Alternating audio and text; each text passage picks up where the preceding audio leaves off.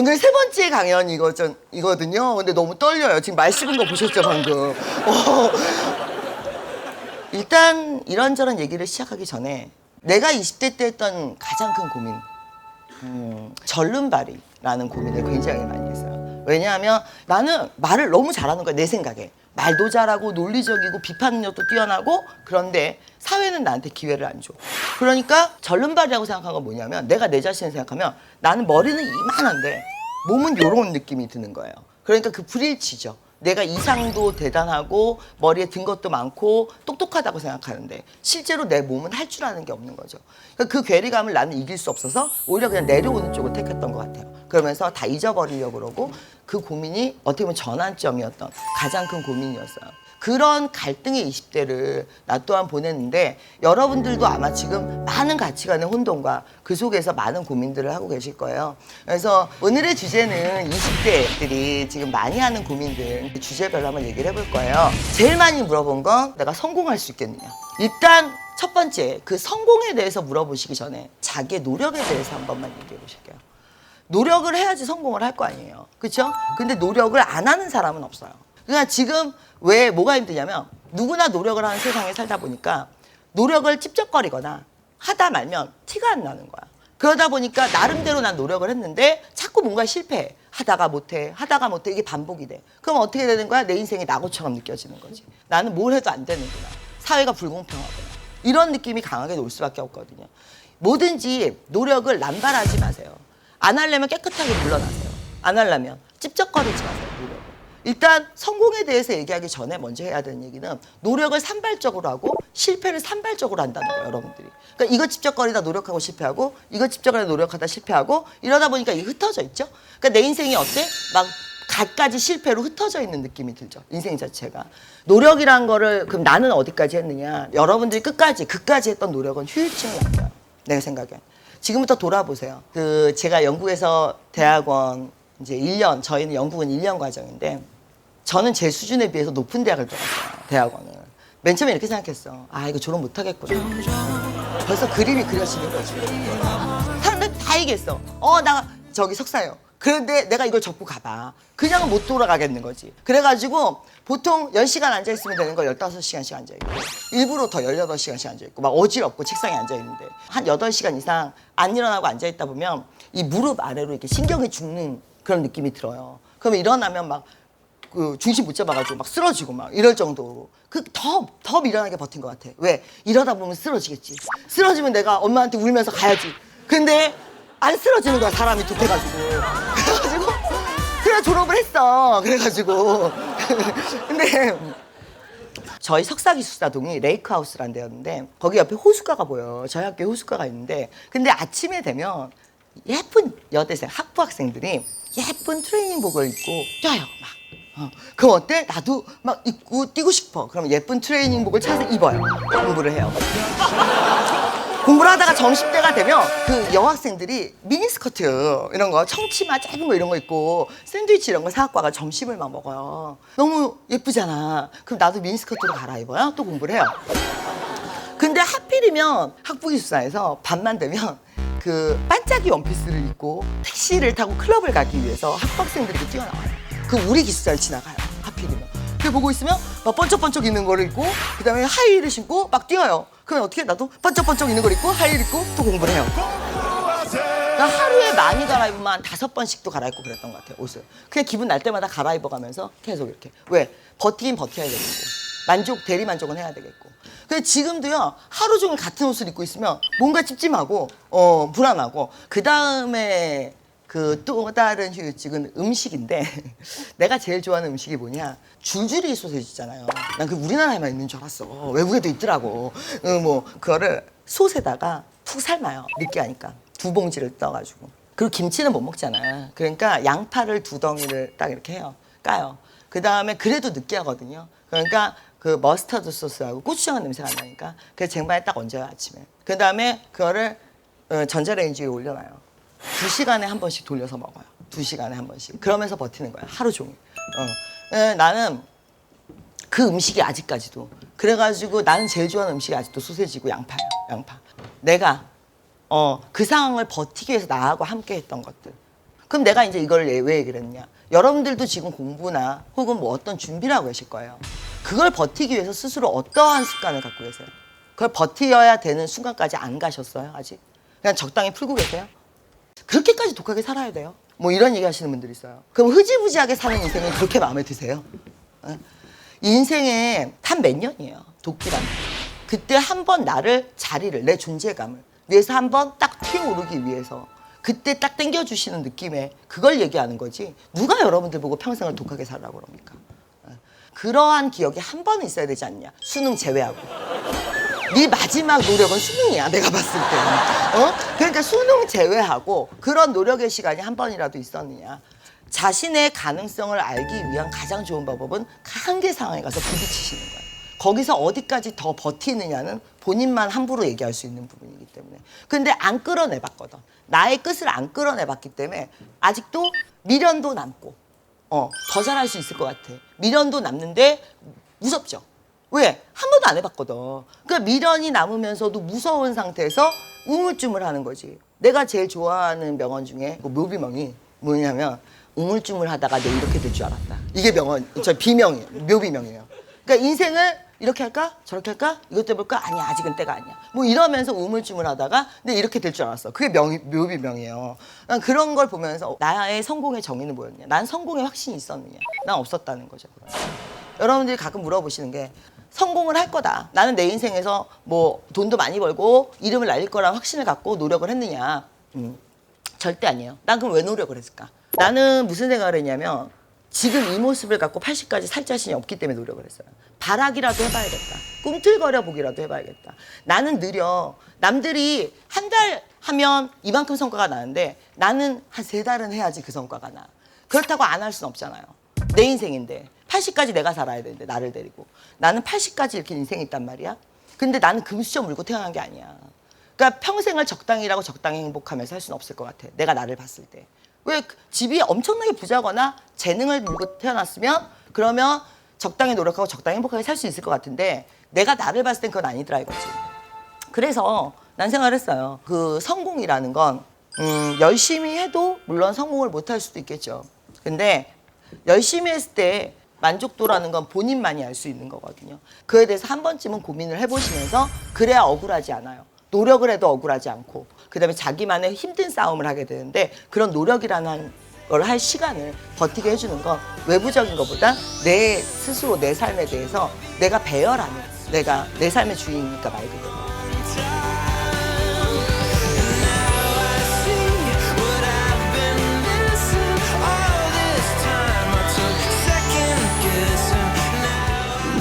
슬럼프를 일단 첫 번째. 슬럼프란 말을 인정해 본 적이 없어요. 난 슬럼프야. 이 말을 내가 해본 적이 없어요.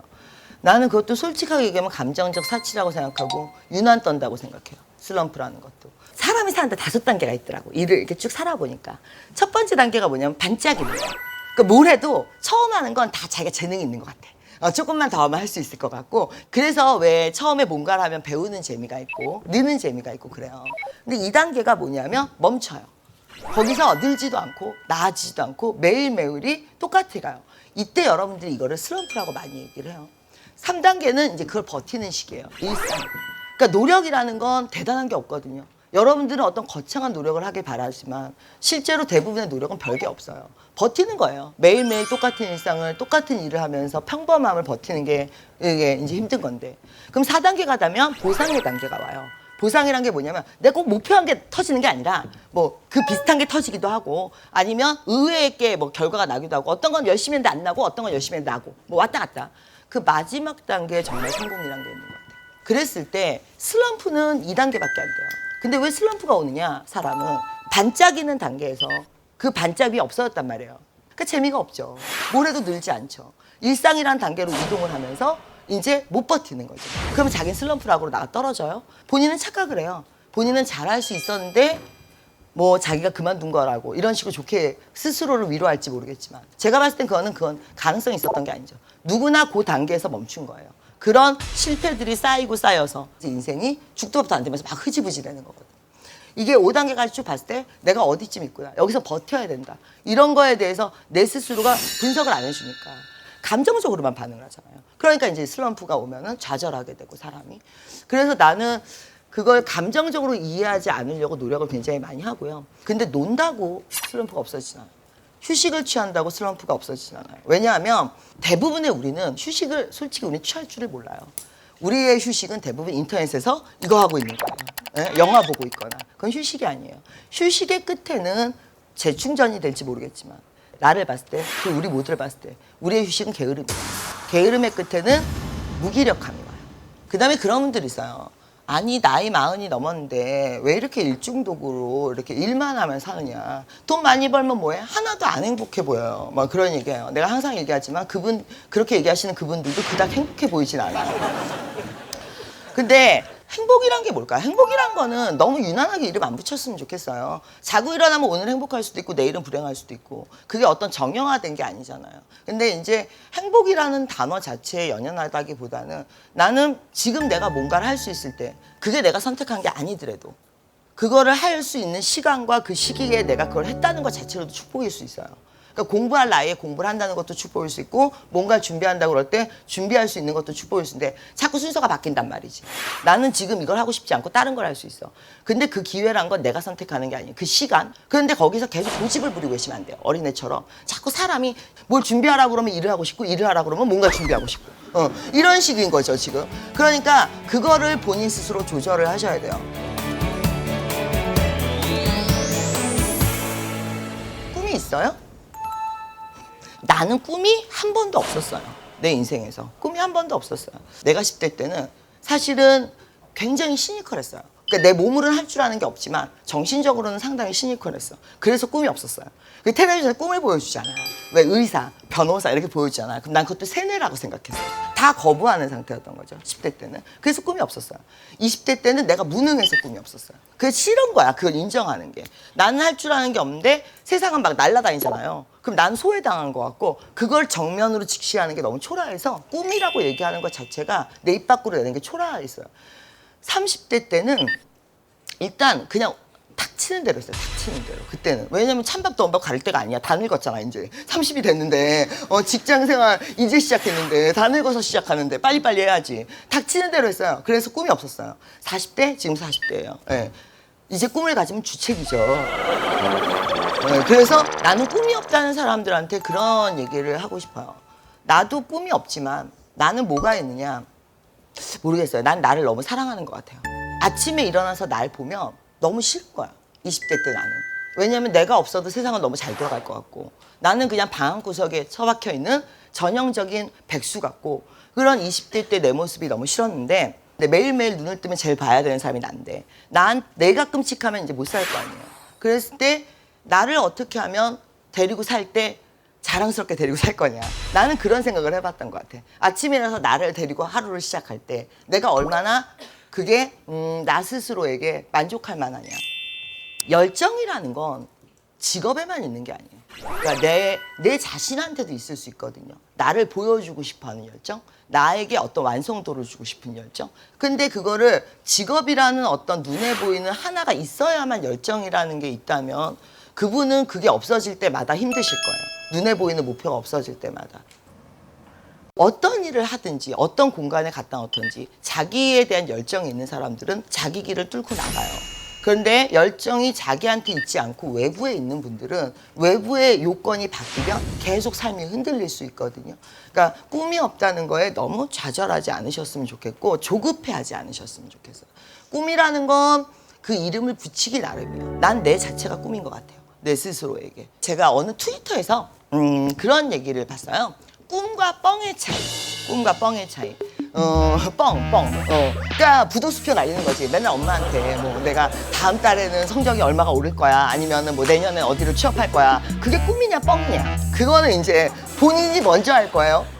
근데 그 교수님이 그런 말을 했대요. 어떤 교수님이 어떤 말을 했냐면 꿈과 뻥의 차이는 내가 이걸 얘기할 때 뭘 하고 있느냐의 문제라고. 내가 그걸 하고 있으면 꿈이고 그걸 안 하고 있는데 말만 하고 있으면 뻥이고. 여러분들 지금 꿈에 대해서 많은 얘기를 하고 계실 텐데 그 말을 하기 전에 자 24시간만 뒤로 돌려볼게요. 어제 이 시간에 뭐 하고 계셨어요? 내 꿈을 얘기하기 전에 그러면 본인이 꿈이었는지 뻥이었는지 알 수 있겠죠. 그러니까 본인한테 너무 너그럽지 마시고요. 에? 꿈이 없었던 사람들은 그나마 현실적으로라도 살았는데 꿈에 취해서 아무것도 안 해서 정신 차려보면 더 흐지부지한 삶이 돼버리는 거죠. 그래서 꿈이라는 거를 나는 뭐가 되고 싶어 이것만 생각하지 마시고 그게 내 안에서 어떻게 소화되고 있는지 나는 그걸 어떤 각도로 보고 있는지 이런 생각을 좀 해보셨으면 좋겠어요. Like daylight at midnight. It's my favorite dream when nothing's really. 사람들이 그래요. 왜 강사예요? 그렇게 잘났다며 고작 강사냐? 이게 악플의 주요 내용이었어요. 강사가 어때서? 근데 13년 전에는 강사 그러면 사람들이 보습학원 강사밖에 생각을 안 했어요. 시대가 많이 바뀌었죠. 나는 왜 강사라는 직업을 선택하게 됐느냐? 제가 영국에서 막 들어왔을 때 13년 전에 나는 나이가 30이고 그 여자예요. 여자. 그리고 인맥 없고 그리고 경력도 딱 저는 직장 경력이 1년밖에 없어요. 그럼 이 상황에서 한국에 들어와서 내가 뭘 할 수 있을까? 자, 그랬을 때 대기업, 그 좋죠. 대기업. 면접도 가보고 했는데 문제는 내가 생각한 건 이거야. 대기업에 가는 건 좋은데 내 급의 인재들은 널렸어요. 그러면 내가 생각을 했을 때 나는 35을 못 넘긴다. 이게 내가 한 결론이에요. 왜 그러냐면 나는 끌어줄 인맥도 없고 내 성격이 조직 생활에 맞지도 않고 나 혼자 잔다르크 할 거란 말이야. 분명히 기업에 가서 그럼 옆에 분들은 그게 얼마나 피해예요 또. 그쵸? 그걸 받아줘야 되잖아. 그걸 또. 그러니까 그런 걸 생각해 봤을 때 나는 35이 한계다. 그러면 이렇게는 직업을 못 찾겠다. 그래서 제가 다시 한번 돌아봤어요. 돌아봤을 때 내가 가장 강한 게 뭐냐. 난 표출욕구예요. 나는. 그러니까 내가 이뻤으면 연예인을 했을 거고 노래를 잘했으면 가수를 했을 텐데 지금 목소리를 들어보시면 알겠지만 가수는 좀 힘들고 전업을 창으로 생각하고 있어. 창. 득음을 했기 때문에 그러면 내가 이 표출 욕구와 나라는 특성을 봤을 때 나는 어느 시장에 가야 되느냐 이런 거를 이제 생각을 해봤어요. 네, 나는 그나마 할 줄 아는 게 원래 못했지만 그래도 꾸준히 한 게 공부고 그 다음에 이제 내 특성을 봤을 땐 그나마 살릴 수 있는 게 영어고 이걸 갖고 내가 표출 욕구를 보여줄 수 있는 직업이 뭐가 있겠느냐. 그러면서 시장 분석을 해봤을 때 이 교육시장에 대기업이 있느냐. 우리가 대치동 스타 강사 따로 있고요. 상계동 스타 강사 따로 있고요. 토익 스타 강사 따로 있고요. 그쵸? 수능 스타 강사 따로 있고요. 이런 거는 통합이 안 되는 시장이에요. 대기업이 들어오기 위해서는 대량 생산, 대량 판매가 돼야 되거든. 근데 강사는 대량 생산, 대량 판매가 안 돼요. 왜 그러면 워낙 조각난 시장이라서 하나하나의 니즈가 다 달라요. 그러니까 내가 생각했던 건 이거야. 그랬을 때 내가 들어가서 개인이 브랜드가 될 수 있는 시장. 내가 표출 효과가 강하니까. 그랬을 때 나는 강사라는 시장을 본 거예요. 그때 내가 뭐라 그랬냐 들어가면서 난 5년 내에 여기서 내가 브랜드가 될 수 있다. 난 이렇게 생각하고 들어갔어요. 왜냐하면 그때 당시에는 외국에서 뭐 경영학 석사 하신 분들이나 이런 분들이 강의를 잘 안 했어요. 좋은 직장을 가려고 했지. 그러니까 어느 정도 희소성이 있었단 말이에요, 내가. 그래서 내가 이제 강의라는 시장에 들어왔어요. 강의를 맨 처음에 딱 하면서 그 다음에 생각한 거. 희소성이 이렇게 들어오긴 했어. 어떻게 차별화를 시킬 것이냐. 과목을 정해야 되죠. 근데 난 아카데믹한 과목하고 나는 안 맞아요. 왜냐하면 내 자체가 아카데믹한 성향이 없어요.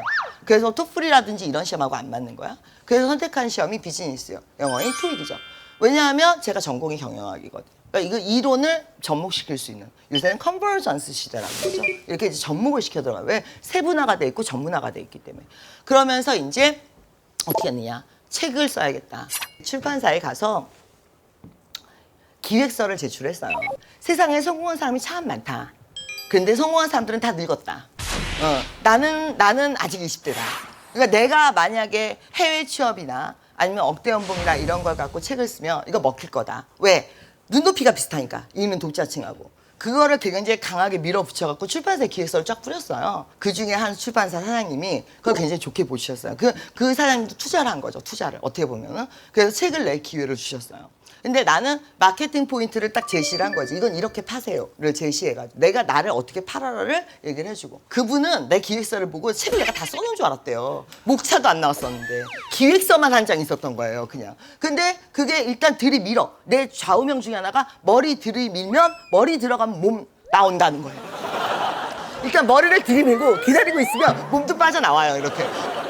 근데 그 책이 이제 제가 강사 생활하면서 첫 해에 그 책이 나왔어요. 그 책이 의외로 잘 나갔어요. 사실은 감수도 제대로 못 보고 2주 동안에 막 급하게 막 밥도 안 먹어가면서 막 급하게 막 후려친 책인데 그 책이 너무 잘 나간 거야 부담스럽게. 내가 우리 요새 20대 분들한테 너 이것 좀 해봐 그러면 너무 겸손하세요. 저는 아직 준비가 안 되세요. 근데 그러다가는 영원히 준비가 안 되세요. 나도 준비가 안 돼 있긴 마찬가지였거든요. 어떻게 보면 강의 처음 하고 SL 처음 했는데 잘한다는 확신이 있었다기보단 일단 난 이런 거지. 타고나게 잘하는 사람이 어디 있어? 일단은 들이밀어 보는 거지. 그래서 강사로 이제 스타 강사 뭐 이런 것들이 탄탄해지기 시작했어요. 그래가지고 어떻게 했느냐.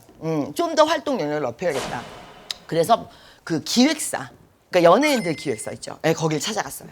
찾아가가지고 내가 물론 연예인 할 외모는 아니잖아. 사장님이 매우 당황해 하셨겠죠, 물론. 근데 이제 찾아가가지고 요새는 컨버전스 시대다. 교육과 그 다음에 예능이 만나야 된다. 그래가지고 SBS에서 라디오를 하게 됐죠. 새벽 6시에.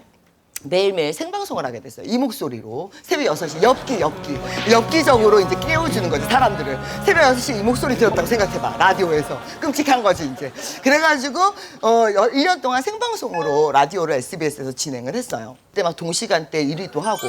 그러니까 이제 타이틀이 하나하나 입어지기 시작하는 거지. 강사인데 작가고 강사인데 DJ고. 일단 희소성이 에 대해서 다시 한번 생각해 보세요.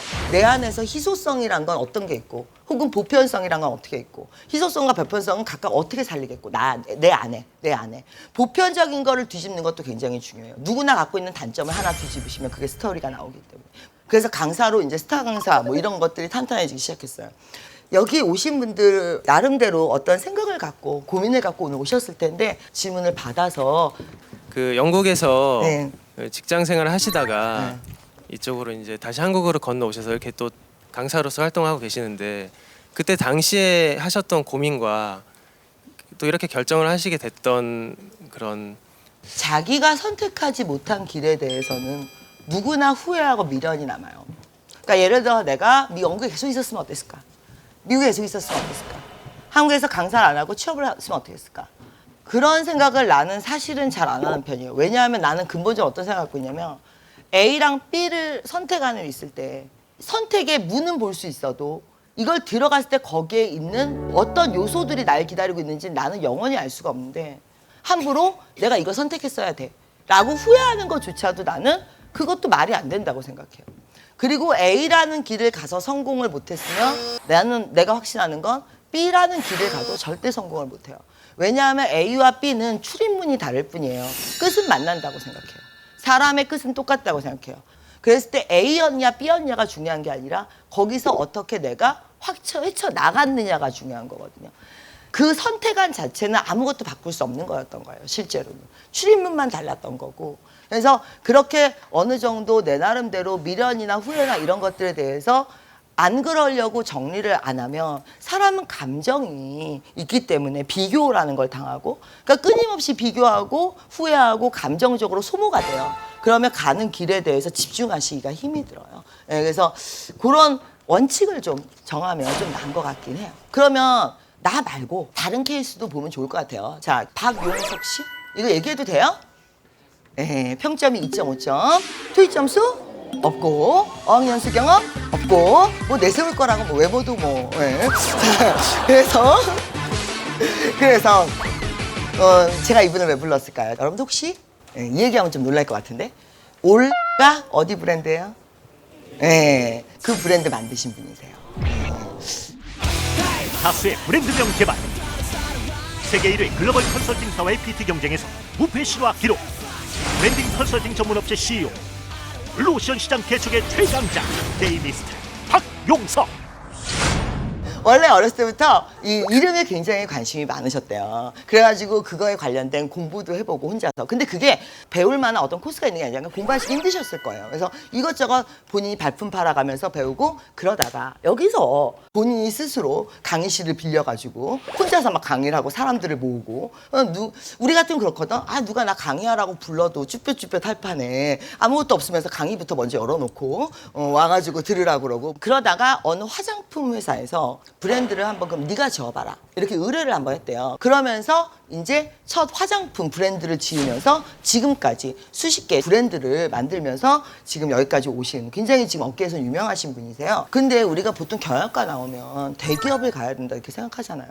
근데 그런 직업이 대기업 말고는 다른 직업을 아예 몰라서 준비를 못 하는데 뭐 이런 거를 어떻게 확신을 갖고 시작을 하게 됐어요? 제일 가장 고민했던 부분은 눈높이를 낮춰라 라는 말 아마 귀가 따갑게 들으셨을 텐데 저는 조금 관점을 달리 접근했던 부분이 있었던 것이 남들과 비교하지 않고 본인이 잘할 수 있는 것 그리고 조금 더 능력을 발휘할 수 있거나 혹은 흥미를 이제까지 20몇 년간 자신의 흥미를 좀 더 강하게 이끌어왔던 것들 그런 것들이 어떤 것들이 있었는지 좀 찬찬히 살펴보는 시간을 갖는 것이 도움이 될 것 같습니다. 네, 감사합니다. 그러니까 보면 자기가 좋아하는 거, 욕구.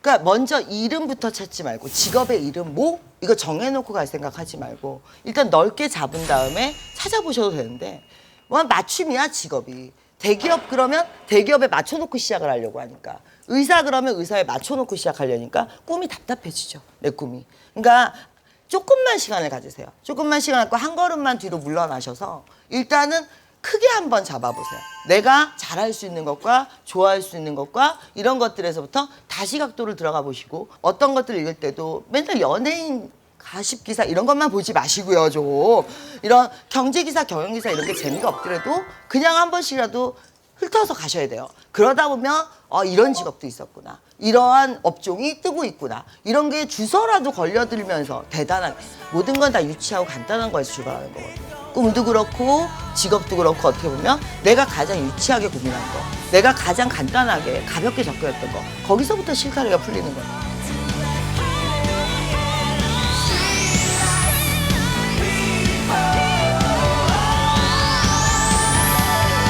스펙이라는 거. 스펙이 뭐예요? 스펙. 인턴, 경력. 어학연수. 웬일이야 토익 안 나오네? 자, 근데 이런 분들이 있어요. 스펙은 여러분들한테 일방적으로는 떨어진 게 아니에요. 대기업 자체가 안정적이잖아요. 그리고 많은 사람들이 호흡을 맞춰서 들어가줘야 돼요. 이거 통일성을 원해요. 그러다 보니까 이런 수치적인 거, 스펙이나 이런 것들을 원해요. 그런데 중소기업은 스펙을 원하는 게 아니라 어떤 열정이나 패기를 원하죠. 그런데 제일 재밌는 사람은 이런 사람이에요. 대기업 가가지고 제가 스펙은 부족하지만 열심히 해보겠습니다. 이러는 사람. 중소기업 가서 뭐라 그래? 내가 스펙이 이렇게 높은데 내가 이런 데나 다닌 사람이 아니야. 그래 너는 갈 데가 없지 그러면 항상. 근데 사람을 평가하고 차별하고 이러지 않는 세상. 기회를 균등하게 주는 세상. 그래? 역사적으로 정말 평등했던 세상 하나만 얘기해 보세요. 어느 시대? 선사시대? 그럼 우리 선사시대처럼 살까요? 역사적으로 돌아보면 어느 시대나 완전히 평등한 시대는 없었을 거예요. 그렇지 않을까요? 그러면 지금 시대가 너무 평등하지 않고 기회가 오지 않고 불공평하기 때문에 난 못 살겠다. 그러면 조선시대에 우리 쌍놈으로 태어났으면 다 같이 죽었었나?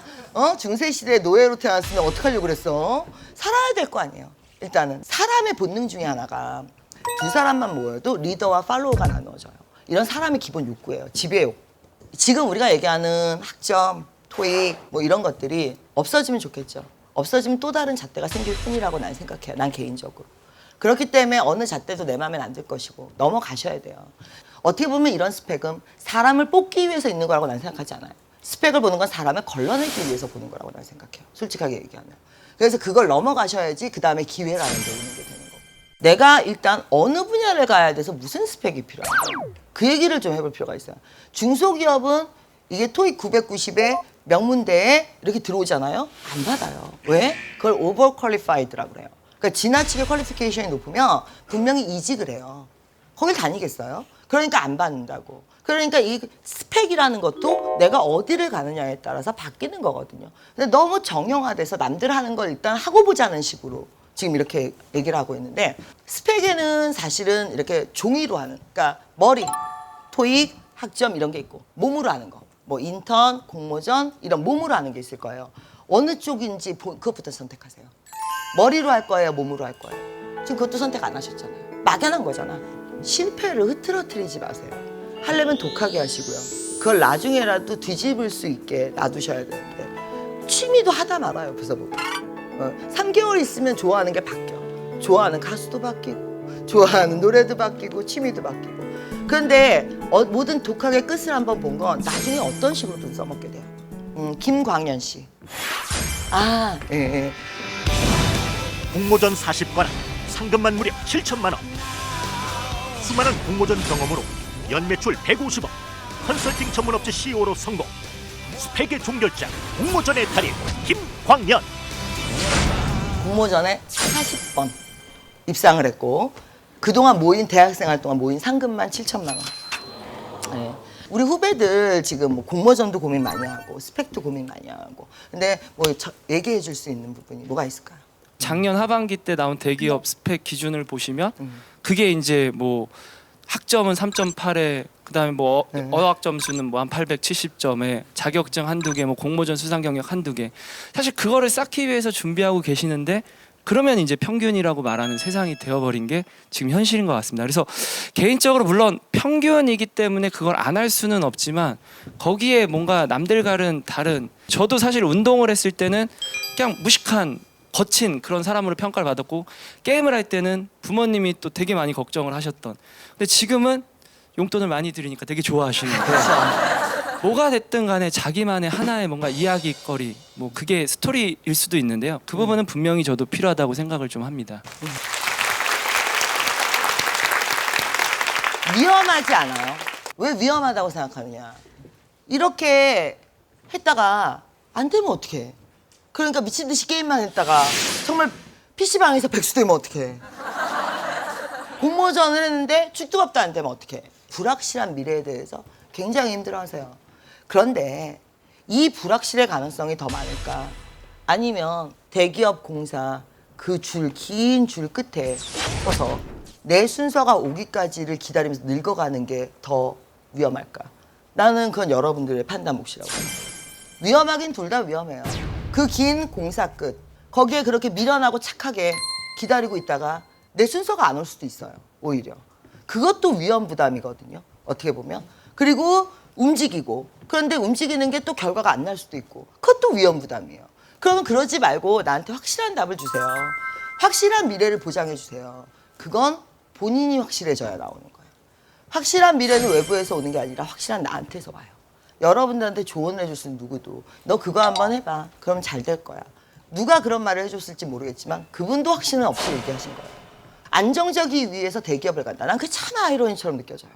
왜냐하면 그게 될 확률이 내가 봤을 땐 더 없어 보여요. 이런 희소성을 가진 직업보다 그 대기업 줄 끝에 서서 기다리는 게 더 힘들어 보이거든요. 제가 봤을 때. 강남구시? 예, 안녕하세요. 자, 지금 연봉이 억대죠? 네. 예. 고졸 출신 학력을 뛰어넘어 자신만의 영업력과 팀 관리 능력으로 21세 소셜 커머스 기업의 최연소 팀장, 21세 글로벌 기업의 억대 연봉 최연소 임원 역임. 스펙이 아닌 스토리로 이룬 성공 실화의 주인공 강남구. 맨 처음에 시작을 영업에서 먼저 시작을 했다고 들었어요. 네, 맞습니다. 네. 당장에 할 수 있는 게 제가 뭐 프로그램 전공도 안 했고 뭐 디자인도 전공한 것도 아니어서 할 수 있는 게 영업밖에 없더라고요. 그래서 영업을 시작을 했죠. 그 영업이란 게 내가 듣기로는 뭐 일일이 다 쫓아다녔다면서요, 계속. 네, 그 영업이 뭐냐면 그 레스토랑이나 카페나 이런 것들을 직접 방문을 해요. 저희가 어떻게 보면 방문 판매랑 똑같아요. 직접 방문해서 뭐 안녕하세요, 뭐 이러이러한 기업이 있는데 이런 마케팅 채널이 있습니다. 한번 해보시죠. 이렇게 다 설득을 하러 다녀요. 근데 저 같은 경우는 하루에 한 5, 60군데 한 계약을 따기 위해서 한 가게를 100번, 120번씩 찾아가면 그렇게 한 달을 찾아가요. 아침, 점심, 미안해서라도 저녁. 해주겠다. 네. 100번을 오면. 그렇게 해가지고 영업을 했었습니다. 고등학교 때 대학을 안 가겠다고 먼저 생각을 했어요? 네. 왜? 남들 다 가잖아. 네, 근데 많은 사람들이 물어보는데 제가 못 간 게 아니라 안 간 거거든요. 나도 시집 안 간 거 아니고 못 간 거. 못 간 거 아니고 안 간 거야. 아, 못 간 거예요? 네. 안 간 거, 안 간 거. 자, 그런데 계속 얘기해보세요. 응. 저 같은 경우는 공부를 잘하는 학생은 아니었는데 네. 그 학생회장 선거를 나가려고 그러는데 선생님이 못 나가게 하시는 거예요. 그 당시 학생회장 모범생이 돼야 됐었거든요. 근데 왠지 자존심이 상하는 거예요. 그래서 공부를 되게 열심히 해서 학생회장 됐죠. 결국에 제 주변에 공부 잘하는 친구들을 많이 뒀었는데 물어봤어요.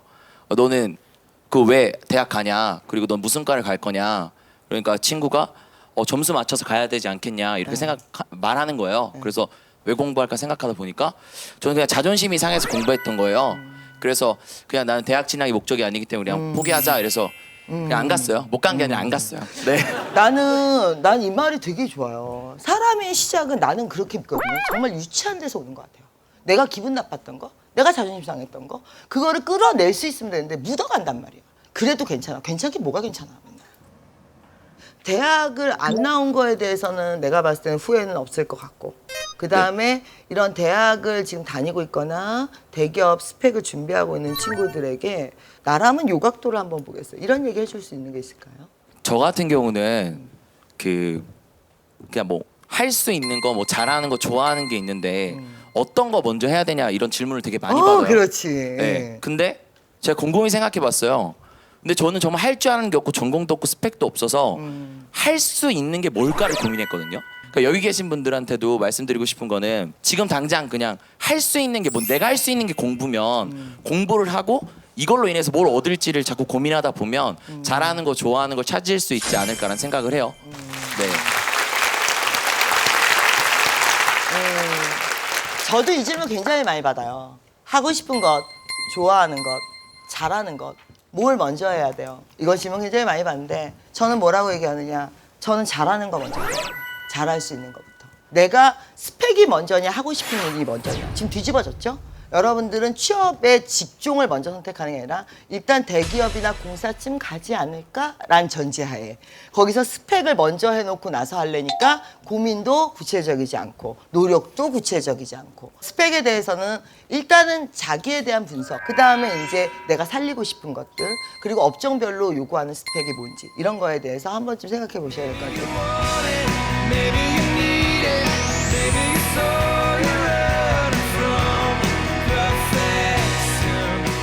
예전에 강의하고 책 쓰고 그랬을 때 어떤 기자분이 오셨어요. 여성 잡지인데 여성 잡지에 다 여자 기자밖에 없거든요. 근데 남자 기자분이 오셨어요. 근데 여러분들이 이제 지금 방송에서 보시는 건 뭐 제가 엄청나게 지금 가꾸고 꾸미고 광내고 이러고서 나와서 이렇게 이 정도면 노력한 거예요. 자, 그런데 실제 강의실에 와서 보시면 거의 생얼이에요. 제가 생얼로 강의를 하고 그 다음에 옷도 트레이닝복 입고 강의하는 날도 많고 그래요. 그분이 그 상태에서 저를 보신 거예요. 딱 처음에 날 보더니 이러고 쳐다봐요. 인사도 안 해, 나한테. 그냥 이러고 쳐다봐요. 그래서 앉았어요. 그랬더니 첫 마디가 뭐냐면 기대한 거랑 굉장히 다르네요. 이러는 거예요. 그래서 제가 뭘 기대했는데요? 그랬더니 본인은 이런 걸 기대하셨대요. 굉장히 자유로운 영어. 그러니까 유학도 하고 외국 직장 생활도 하고 그랬으니까 뭔가 자유롭고 세련되고 국제적인 감각 막 이런 걸 기대했는데 다크서클 여기까지 내려와 있고 그다음에 머리 모자 눌러 쓰고 트레이닝 바지 입고 이런 거 나타났으니까 자기 기대한 거랑 너무 다르다. 실제로 보니까 성공에 집착하고 일에 쪄들고 이런 사람처럼 보인다. 하나도 자유롭지 보이지 않는다. 그러더라고. 그래서 내가 물어봤어요. 자유가 뭔데요? 이렇게 물어봤어요. 그럼 집시처럼 말 타고 돌아다니면 그게 자유겠네요? 했더니 그건 아니죠. 그러는 거야. 그럼 뭐가 자유인데요? 내 자유의 정의, 난 자유로워요. 내 지난 10년을 돌아보면 내가 할 수 있는 건 이상했어요. 나보고 20대, 30대를 다시 돌아가고 싶냐? 난 안 돌아가고 싶어. 제발 그러지 않았으면 좋겠어. 그걸 다시 살 자신 없어요. 그리고 똑같이 다시 했을 때 내가 이만한 결과를 낼 자신이 없어요. 그래서 난 내 과거로부터 자유로워. 내가 내 20대로부터 자유롭고 내가 내 직업으로부터 자유롭고 강사? 내가 은퇴를 하면 강사라는 직업이 그립겠죠. 하지만 다시 하고 싶진 않을 것 같아요. 요 상태로 유지하고 싶을 것 같아요. 요 좋았던 여기까지. 여기서도 항상 힘들어요. 그렇지만 내가 끝까지 내가 이 모습을 완성도 있게 끝내야겠다. 그래서 내가 돌아봤을 때 나로부터 자유로워야겠다. 해야 되는 게 있다면 그걸 빨리 하시는 것도 하나의 자유로운 방법 중에 하나예요. 안 하려면 아싸라게 하지 마시든지. 어설프게 껴있으니까 자유롭지 못하신 거죠. 고민이란 건 물론 당연히 하는 거지만 그에 대한 결정은 본인이 하는 거거든요. 나는 내가 제일 비참하다고 생각하는 사람이 내가 왕년에는 뭐 어땠는데 이런 얘기 하시는 분들이에요. 그분들 보고 있으면 참 마음이 아파요. 왜? 증명할 길은 없고 그죠? 그 애들 몇몇 데리고 그 앞에서 그렇게 자랑이 하고 싶을까? 다시 한번 하면 더 잘할 수 있다. 나는 원래 더 가능성이 많은 사람이었다. 난 원래 엄청난 사람이었다. 그런 얘기를 한다는 건 거기서 자유롭지 못하시다는 얘기예요. 미련이 많이 남아있고 그게 내 인생의 발목을 잡고 있다는 거고 나를 내 인생을 얼룩지게 하고 있다는 거죠. 내가 나를 가장 자유롭게 해줄 수 있는 방법 중에 하나는 내가 그거에서 결정을 빨리 해주는 거예요. 할 거면 빨리 해서 끝을 내든지 아니면 과감하게 포기를 하든지. 그러지 못하시니까 어떻게 보면 자유롭지 못하지 않은가.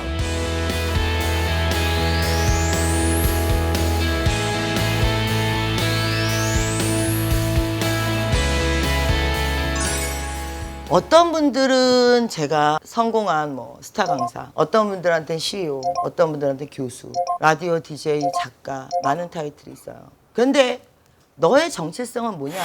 라고 저한테 묻는다면 저는 일개 영어 강사예요. 거기가 내 출발점이에요. 그 출발점이 가장 힘들었어요. 거기서의 성공이. 그 다음부터는 그 작은 증명이 그 다음부터 기회를 갖다 주거든요. 작가로의 기회, 책을 써볼 기회. 가장 힘든 건 평범한 거. 평범한 걸 흔치 않게 잘하는 거. 거기서 인정을 받고 다음 기회라는 걸 받을 수 있는 거. 여러분들한테 꼭 해드리고 싶은 말은 그 의미 있는 그 출발점을 만나시고 그거를 충분히 사랑하시고 거기서부터 차분히 그리고 작은 노력, 출발 차근차근 해나가셔서 부족한 얘기지만 여러분들의 첫 출발에는 그래도 도움이 되는 얘기였으면 하고 수고하셨습니다.